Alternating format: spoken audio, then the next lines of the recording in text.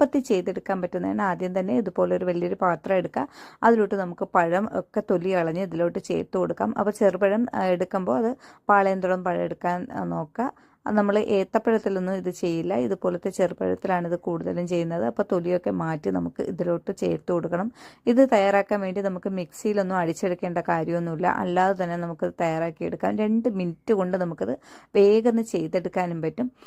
അപ്പോൾ പഴം എടുക്കുന്ന അളവനുസരിച്ചാണ് ബാക്കിയുള്ള ഇൻഗ്രീഡിയൻസ് എടുക്കുന്നത്. ഇതുപോലത്തെ ഒരു വിസ്ക് കൊണ്ട് നമ്മൾ ഇതുപോലെ ഇതൊന്ന് നല്ലതുപോലെ ഒരു സ്പൂണായിരുന്നാലും മതിയാകും, എല്ലാം ഒന്ന് കട്ടയില്ലാതെ ഉടച്ചെടുക്കണം.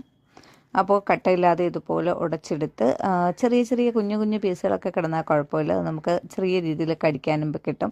അപ്പോൾ ഇതുപോലെ ഞാൻ മൊത്തത്തിലൊന്ന് ഉടച്ചെടുത്തിട്ടുണ്ട്. ഇനി നമുക്ക് ഇതിലോട്ട് വേണ്ടത് ശർക്കര പാനിയാണ്. ശർക്കര പാനി നല്ലതുപോലെ ഉരുക്കി അരിച്ചെടുത്ത് വെച്ചിട്ടുണ്ട്, അതിനെയാണ് ഞാൻ ഇതിലോട്ട് ചേർത്ത് കൊടുക്കുന്നത്. അപ്പോൾ നിങ്ങളുടെ മധുരത്തിന് അനുസരിച്ച്